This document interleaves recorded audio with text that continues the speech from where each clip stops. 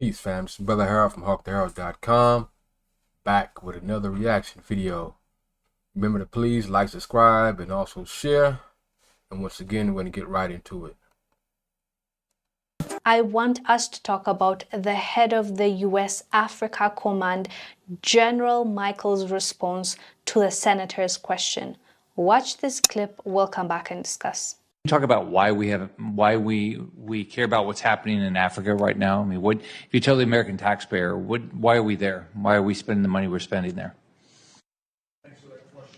Thanks for that question, Senator. For access and influence, I'd say that a number of countries are at the tipping point of actually being captured by the Russian Federation, as they are spreading some of their false narratives across Libya. And from a strategic answer piece, access influence across the whole Maghreb, that is NATO's southern flank. We need to be able to have access and influence. Very honest response, exposing America's real purpose in Africa, in this continent, but it's also their purpose in any other country where they have their bases and located. Let's get into it. Access and influence across the Maghreb, from Morocco all the way to Libya. The PRC and Russia are also remaining exploitative where possible and coercive when necessary. They want that ground. They want power projection capabilities. So for the most part, the rest of the continent is also for mining concessions, whether it be gold or rare earth minerals. Both of them have a long-range plan. But I think at the accelerated pace, the Russian Federation is really trying to take over Central Africa as well as the Sahel. The first thing the general said was that they need, by they I mean the US need, access and influence in Africa. That is why they are moving the way they're moving. And the second thing that he mentions is, of course, Russia and their influence. The third thing he mentions is also China, even though it's more in passing. This time around, the focus was not China, but Russia. But you know, they like to mention them one or the other. They're going to be mentioned if Africa is getting mentioned by any US. They mention him to justify their presence. Or diplomats, especially those that are the top diplomats that want to win over Africans, but I highly suspect it's a little too late, and we're very happy about that. We're grateful that there's awareness right now, but that's another point, another conversation. For now, I want us to focus on what the general's answer was. First thing, as I said, he mentioned access and influence, which at least we can give him this. He's being honest and truthful. They do want to influence us. They do want to have more access to our land. And that is what the basically fight has been about. It's like proxy war. There are so many proxy wars in Africa, and it's so sad. These nations are trying to show us who is the bigger person, who can change our minds, or who can get more of a partnership with us. But actually, I'll take that back. Not partnership. Partnership would have been great. That's not what has been happening thus far. It's neo-colonization, and that is why we're saying no to Western influence, Western troops, and Western ideology. Until now, it hasn't served us, and we don't believe that it's going to serve us in the future. If you haven't done it before, we don't think that you're going to change.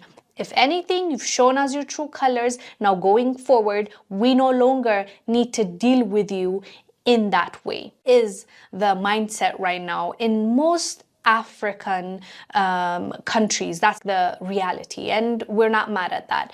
But the thing is, how come we are still in 2024 seen as a puppet, as something that doesn't have its own principles, mind, laws? We're not being treated as sovereign countries, which we are. We are supposed to be sovereign countries, but that's not how we're being treated. They're going to do what they want to do. They're going to lie if they need to. They're going to convince our people. They're going to put in power the people that they want to be in that position, because it's easier to manipulate than be fair and have a partnership and have a relationship that is a win-win relationship.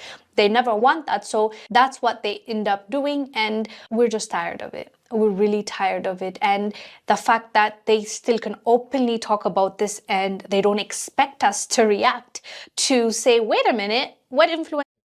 Supremacy is all it is that wherever we are on this planet, they want to rule over us. They want to be in authority over us. They want to control everything. They want to control the resources and keep us in a inferior position while they control everything and fatten their pockets and enrich themselves by keeping us basically enslaved and impoverished while they live fat, wealthy, and rich, dominating all the resources and the mineral wealth, in these darker countries. This is white supremacy at its core and at the root. You're talking about? That's not your land. Who told you that you can speak for me? You can speak on my behalf. They're acting like there are children over there. They might be influenced by this people being Russia. And so we don't want that. We're going to go ahead and take over the house and we'll control it, because they don't know better for themselves. That's how they're acting. And it's just so frustrating. These people, man. I'm just glad this generation, this younger generation, are awakening and see these people for who they are and not falling for that, like our fathers and our parents and our grandparents did, falling for the tricks and lies and selling out. This young generation ain't going for that. This generation, man, is not tolerating that. You see the enemy for who they are. It's devils. It's white supremacists. And this generation ain't having that. And it's annoying to watch, and we're being treated like we are less than. That is what is frustrating. And secondly, to keep talking about Russia, they never address us just on our own. It's always about competition with Russia or China. That tells you that they could care less. This institution, this Western government could care less what happens to our people. All they care about is winning, getting on top, and taking everything they can from us to build themselves. So the fact that Russia is even being brought up, it's just so ridiculous. And I hope our leaders see things for what they are. And some of them are waking up, which we love to see. Some of them are not allowing these people to use us as pawns. And that is great news. But some continue to do US and European countries bidding, and hopefully it will change very soon. There's a ripple effect for sure. Absolutely. The youth are going to rise up and remove them. Something that should have been done a long time ago. You sell out our people and aspirations of our people. You should not be allowed to remain in power. In fact, you shouldn't even be allowed to remain alive. Selling out our people. And that's the problem. Why people keep selling us out, because there's been no consequences. They've been able to sell us out and still able to sell us out and exist and walk among us without any fear of retaliation. See, when things start to happen, our leaders, when they realize there's accountability and there's consequences for selling us out, we'll have less of that in our future. But as long as they're able to sell us out and walk amongst us, selling us out, cooning, they'll keep doing it. But once there starts being consequences and repercussions for those actions, once there is real accountability, that'll cease.